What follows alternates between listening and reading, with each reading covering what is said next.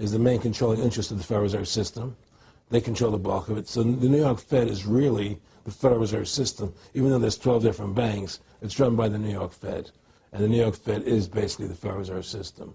So who's ever running the New York Fed is where, and the families that control it, control the New York Fed. And they're the main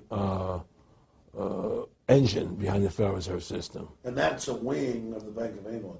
Well, the Bank of England and the Federal Reserve are partners, you know, and the Bank of England is a private bank, and so is the Bundesbank in Germany, and the Bank of, all the banks of the G8 countries are all private banks. They're private central banks. And look, what happened in Europe? Didn't Europe vote down the European Constitution? Yes. They're still doing it. Didn't they vote down the euro? They're still doing it. They don't care what the people vote. They do whatever they want to do. What we want doesn't matter anymore. It's their agenda, it's their plans that matter. Isn't that prima facie evidence of a tyranny? Well, there's no question we're in tyranny. There's no question we're living in a world where the American citizen is no longer a free individual human being to do the things that they wish to do. You know, we're slaves, and it's getting worse. What do we got to do to bring these people down? In my opinion, you must shut down the Federal Reserve System. And I think that there has to be an uprising. There has to be an uprising. People have to stand up. I can't do it alone. You can't do it alone, Alex. And we need to get a majority of people, not a majority of people, but... It was 5% won the war against the British, a highly motivated group. But I agree, people have got to get angry first. I mean, not just, yeah, we know it's corrupt and that lackadaisical. We got to get pissed. People don't seem to have the courage to do what they have to do, you know? I want to say you've got a lot of courage. Well, thank you. You know, I don't know if I have a lot of courage. I just have I want to thank you for what you're doing for my family. Well, I have a sense of conscience, and I have a sense of justice. You know, I get nervous about what I do, but I do it because there's no other choice. You know, I couldn't live with myself if I didn't do it, you know? But the fact of the matter is, I mean, I've ostracized myself pretty much from Hollywood. You know, people are afraid to deal with me in Hollywood a lot because of what I do and the things I say. You know, I don't go along with routines. You know, a lot of people in Hollywood know the truth. They're not willing to stand up and speak about it. You know, and I know many of them have seen my movie, you know, and they know I'm right, and they won't talk about it because everybody's afraid. Everybody's afraid because they think that this money they get, these Federal Reserve notes, are really money, and they think they have a comfortable lifestyle, and they're afraid to change. You know, they're afraid to stand up for what's right. And until people are willing to stand up and have the courage to do what they need to do, it's not going to change.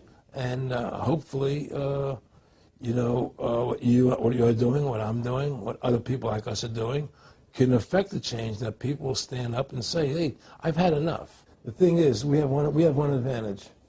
They need us to cooperate. See, if we don't cooperate with them, they can't win. And so they always need our cooperation to go along with their programs. So they try to sell us. Right. They try to sell us. Democracy, this majority says this, believe in this, do that. The war on terror, you know, we got to be scared. You know, they're always trying to do things to sell us so that we'll go along with them. And once we learn not to cooperate with them, then we win the game. And that's the point. Don't cooperate with them. Don't go along with the program anymore. Stop it. Join forces. You and I should run for president and vice president and take over this country and bring freedom back to this country.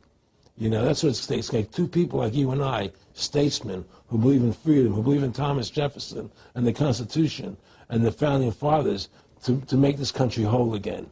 Because right now it's in the grip of the evil ones, you know. And the only way to stop that is for good men to stand up. What's Edmund Burke said? Evil can only thrive when good men do nothing. Yes. Right? No, well, we got to do something. That's what it is, you know. Silence is golden, but when it comes to your freedom, it's yellow. You know, we have to stop being scared. We have to stand up and do what's necessary to take back, to stop these bankers, these elite, this government full of lies, congressmen full of liars, you know. People destroying our borders, you know, creating a government. I mean, imagine this. Here you are in America, and they're combining America, Canada, and Mexico into one country, the North American Union, and the American people don't know anything about it. It's not even in the press. They'd rather talk about Rosie O'Donnell and Donald Trump calling each other names than discussing the fact that we're merging into one country. The press doesn't even report it. Or that Paris Hilton doesn't wear underwear. Yeah, Britney Spears. But I mean, who cares? I mean, the fact of the matter happens to be that tells you how controlled the media is. Here you are combining America, Canada, and Mexico into one country, and you don't see it in the press. Unless maybe it's Lou Dobbs. You don't see it in the press. You just don't see it. It should be the top story everywhere. Everywhere, and not a word about it, really. Why? That tells you there's the evidence that it's controlled. They don't want the American people to know what's going on. That's why they don't protect our borders. That's why we're losing our Constitution, the very document that secures our freedoms. Well, I think if you analyze the situation, and if you realize that since the Federal Reserve has come into being in 1913, illegally, without a constitutional amendment, by bribing a few senators during Christmas vacation, they turned over the most important power that the American government has, the creation and issuance of money, to a private bank. Through that private bank issuing money, they have destroyed this country. They have destroyed the purchasing power of the money in this country. They've created social programs that are destroying this country. Now, they've taken over our government, both Republicans and Democrats. There's no difference anymore between the two parties. They control both parties. It doesn't matter to them which one wins, because who's ever running for president will be someone they anoint, okay? Whether it's Hillary Clinton or John McCain running for president next year, they're going to be people that are going to do what they want them to do. And the fact of the matter happens to be that you can't win an election unless you have enough money to win. They make sure who gets the money, okay? So through these bankers attempting to taking over America, knowing America was the freest nation in the world, it was necessary for them to take over America, take away our gun rights of freedom to bear arms, and create a country where we become slaves. Because once they take over America, the rest of the world becomes a lot easier for them. And so by creating 9/11, an event to terrify the American people that were being attacked by terrorists, you create a world where there's an enemy that can never be pinpointed. You can never win the battle. It's a 100-year war. It's a never-ending war on terrorism, right? So you're always fighting this war. And through the war on terrorism, which is the 9/11, which is the first lie, then you create the war on terrorism, which is the next lie. Then you create the war in Iraq for weapons of mass destruction, which is the next lie. And it's one lie to the next lie to the next lie. Now it's going to be Iran, the next lie, sending more troops and a surge into Iraq. It's just one thing leading to the other.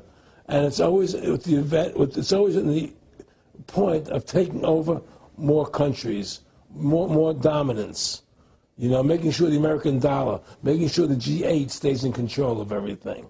And what they want to do is to control the American people, control the people of the world, put RFID chips in everybody, so everybody's a slave to these central banks. Did you ever talk to Nick Rockefeller after he told you all this and then 9/11 took place? No. But he did. He told me that you're going to see men running around caves looking for Osama bin Laden. You know, you're going to see men looking for, these guys, and they're going to be, He told you it was all going to be bull. It's a phony.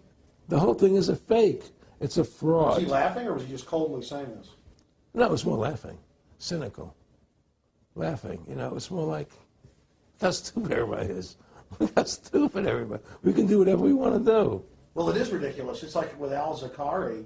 They claim they killed him like 14 times. And then they never said, well, we didn't kill him last time, but we killed him this time. They never even now they're like practicing being ridiculous. Well, what about bin Laden being in the American hospital, getting kidney help? Yeah. Right? In the American hospital. Right? They could, if they wanted Osama bin Laden, they could have gotten him. Oh, yeah. He was right in the American, after the coal. Well, every time our troops really would keep catching Taliban leaders, they would be ordered by the generals to let them go. That's come out in the newspapers, but only here or there. And they kept going, and then Pat Tillman was complaining about it, and then he got shot. I've talked to his brother,